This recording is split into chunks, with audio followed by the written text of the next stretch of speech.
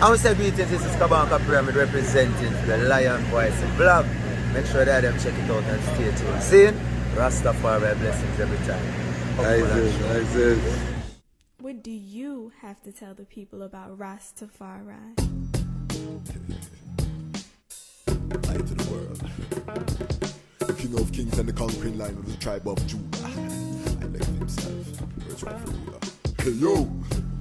Yeah. Hear them high, hear the black king born the 23rd of July. So tell them guy who praise God up in the sky, it's a lie. The Almighty living on your night. From ancient time them a try. Them Romans know them just open them suit and ties. Criminals ain't got no alibi, they stole my people. Then them come spread out them genocide. Are you talking about slavery? Them couldn't kill. The lion will come conquer Judah tribe. Go through tribulation, and I strive, see sufferation, and I still rise. That's why we tell them in America, live Rastafari in every ghetto area. We come to tell them in a Toronto, straight and easy. So tonight we have a very beautiful program planned. It's very special to I. It's very seldom in life that you that one can meet a brethren and that brethren become family. Particularly when you get older in life, typically your family brethren them is brethren where you grow high school with and thing. But the most I have it sometime that you meet with ones and the connection just connect, you know. I've watched this brethren, youths them grow, is seed Iman youths them grow, queens them communicate. This is part of the building of Zion, because as we said, this Zion is the building block is the black family.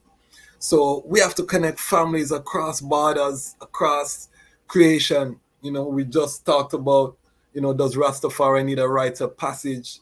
You know, how do we look at these titles like the Chasmatch Ras? We talk about that.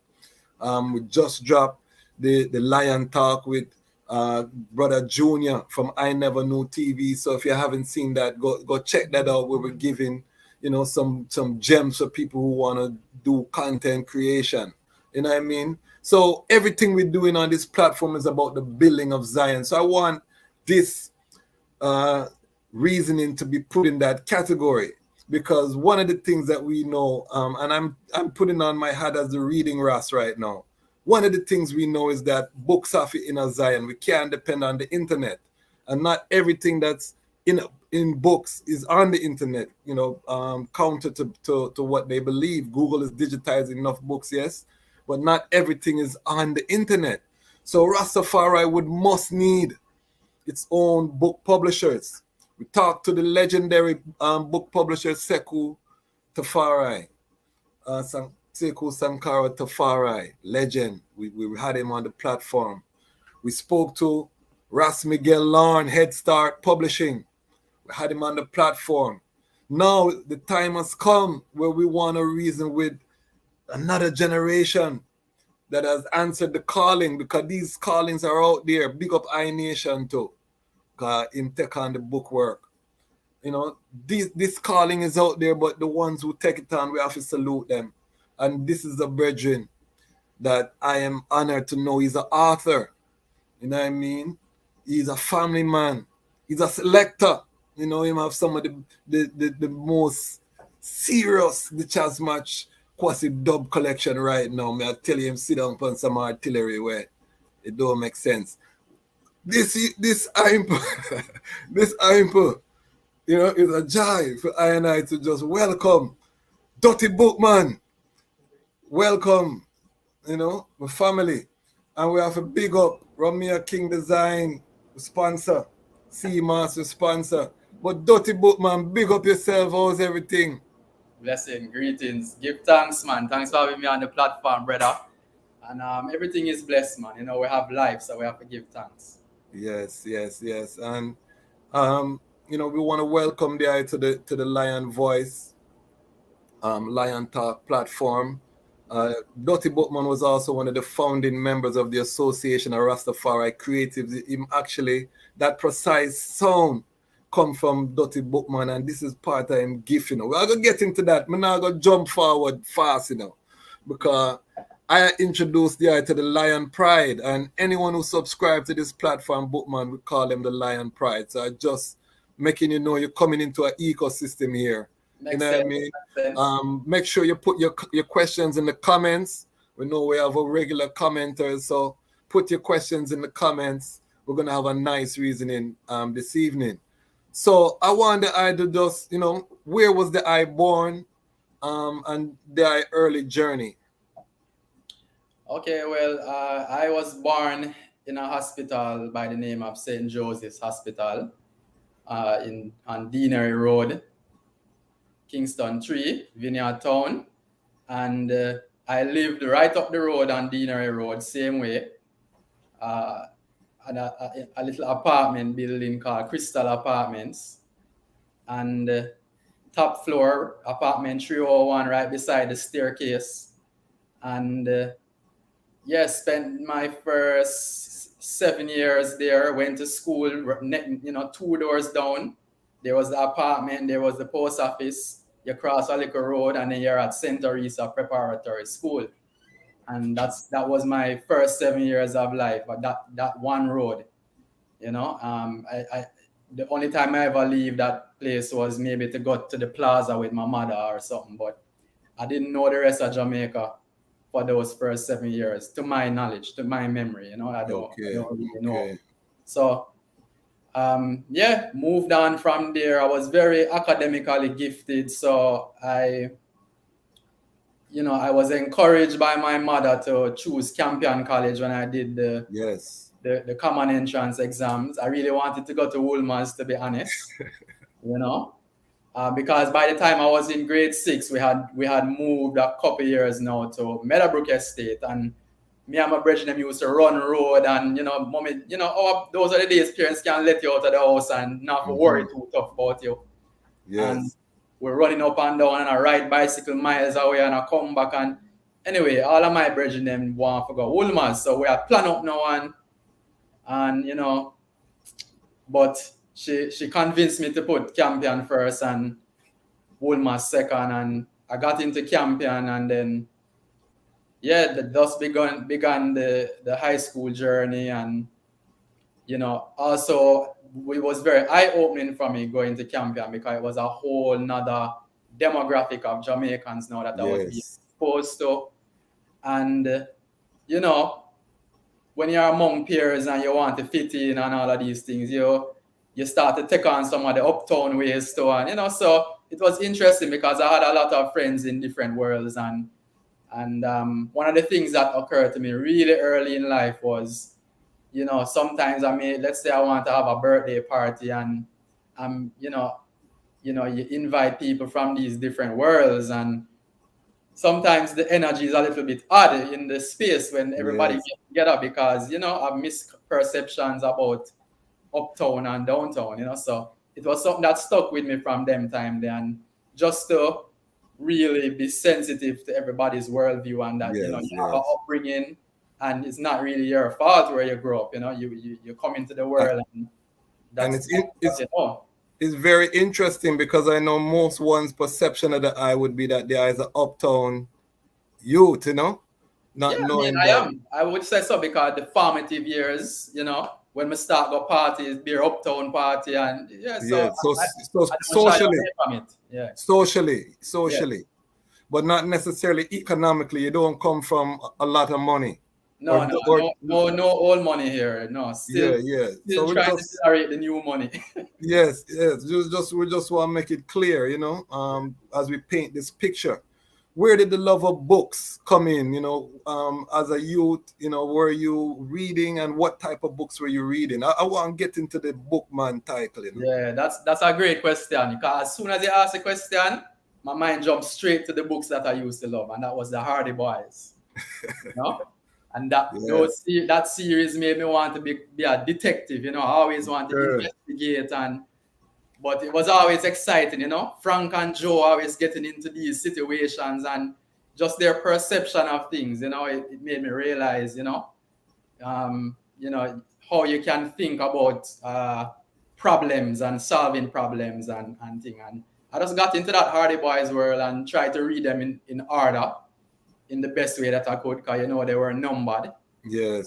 So, you know, every time I would go maybe a pharmacy with mommy, I check the little books. They have a little spinning book thing near the cashier, and you spin and you look through and you check the number, them and you say, no, Yes. I have that one there already. And Nice. So, yeah, by the time I finished with Hardy Boys, I went on to Nancy Drew, finished Nancy Drew, go on to this one named Babsy Twins. It was just a detective thing, you know? Yeah, I didn't touch it. I was more in the science fiction, fantasy. But I read 1 and 2 Hardy Boys, so I know exactly what they are speaking about. Talk to us about the journey now, up until, you know, this love of books, and now you're writing your first book. You know, what was the inspiration? Did you know from that time, reading books, that you would want to become an author? Because I read the iBook, and it was very, you know, you painted a picture. You brought her into a time and space that was very powerful. You know what I mean? What was that journey? Well, actually, apart from those early days reading those books that I mentioned before, I think literature class at Campion really actually made me not like reading books as much anymore. Yeah, I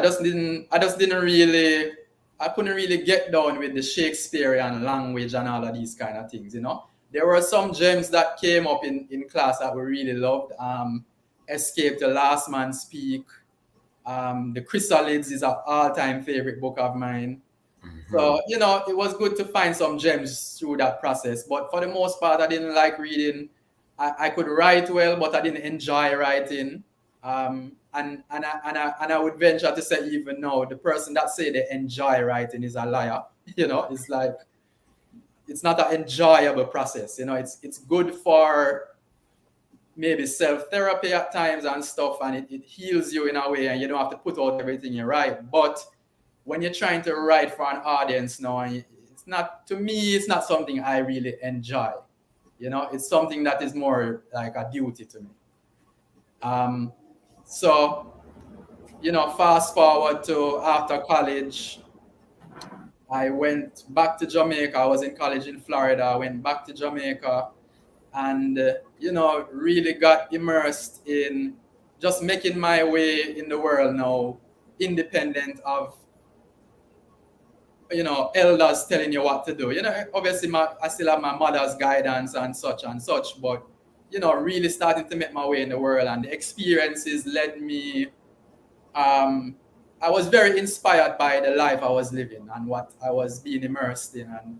And so that made me now decide to write a book, you know, and express all of that inspiration at the time. And what was the journey? Because the book kind of coincides with your journey to Ras Tafari, right? Putting on a covenant, deciding to take on this, because you're already in the uptown circle. That means that, you know, you probably could have had a much easier life, you know. Yes. If you had not chosen, you know what I mean? Why Ras Tafari? Yeah, you're correct in that. I believe I could have had an easier start to life in terms of career. You know, my mother was she's retired now, but she spent all of her life, from she left high school, she spent her life in the bank. And by the time I came of age, she was very high in terms of position in the bank. And one word from her could have definitely got me into that world. And, you know, who knows where I'd be today. But that just wasn't my calling. You know, I just, I had become too socially aware during college. And even though I didn't use the term Babylon at the time, I was very hyper aware of the system around me is rigged in a way that is not for me.